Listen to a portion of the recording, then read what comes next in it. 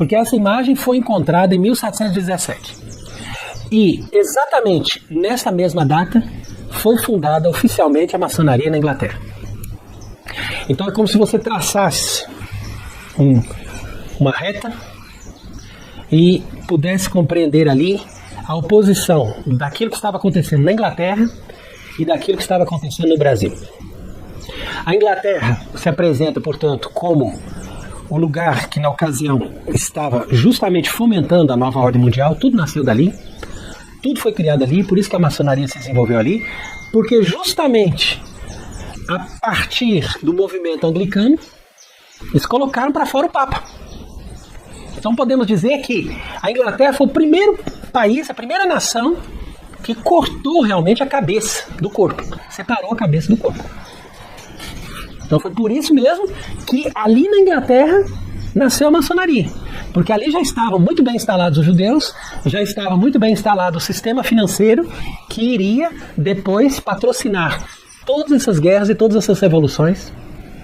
Mesmo a Revolução Francesa, que as pessoas chamam de francesa, na verdade, ela foi financiada pelo dinheiro da Inglaterra. E tudo veio dali. A mesma coisa na Rússia. A revolução que eles chamam de comunista, que dizem ali que as pessoas se revoltaram contra o czar, etc. Não. Tudo veio dinheiro da Inglaterra. Então, é essa força da Inglaterra que começou a dissipar esse movimento com essa nova ideologia anticatólica que depois vai invadir o mundo inteiro. Entretanto, no Brasil, ali no rincão, lá das margens do Rio, Parnaíba, dali saía essa imagem da Virgem Imaculada. Então o Brasil representa o que nessa ocasião? Representa os limites desse grande império português que ainda restava como o último bastião, a última força verdadeiramente católica. Então você pode ter certeza que nós estamos falando de dois extremos. 1717, estamos em dois extremos. O Brasil ultracatólico, a Inglaterra já contaminada pelo anglicanismo e pelo nascente espírito maçônico. Então, nessa ocasião vai acontecer a aparição dessa imagem, que já mostra o problema do mundo desde 1717. O problema do mundo foi isso. Uma crise de autoridade, se separou o corpo da cabeça, a cristandade ficou desorientada.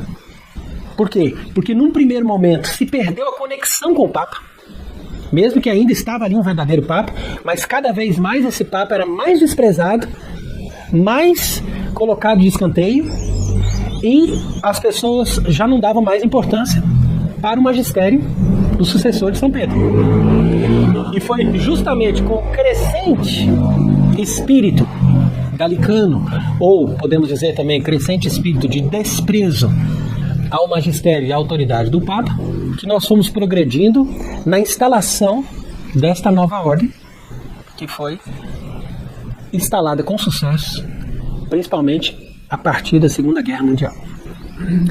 Então, nós estamos falando dessas coisas que nós já sabemos, mas hoje nós queremos ressaltar o problema, porque nós estamos mostrando para as pessoas que aquilo que eles queriam fazer em 1717, hoje eles já chegaram no seu ponto final de consumação. Então, por exemplo, nós podemos ler esse livro de Monsenhor de la Suze, que se chama A Conjuração Anticristã, e que diz ali, olha, o templo maçônico que quer se erguer sobre as ruínas da Igreja Católica. Então veja bem o título.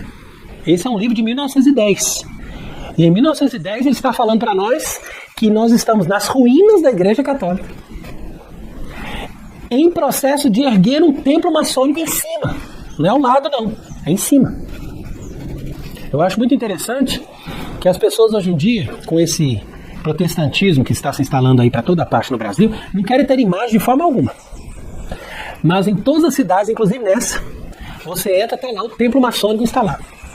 Nas entradas das cidades, nas rotatórias, você vê ali símbolos maçônicos ou até templos inteiros construídos para que as pessoas percebam, olha, quem que manda aqui?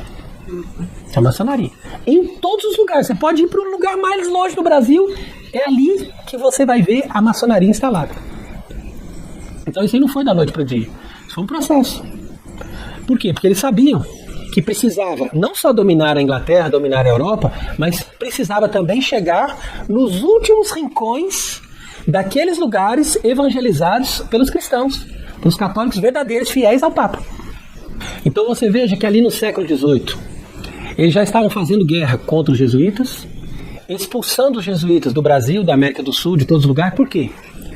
Porque a ordem dos jesuítas era a última ordem religiosa que ainda guardava essa fidelidade total ao Papa.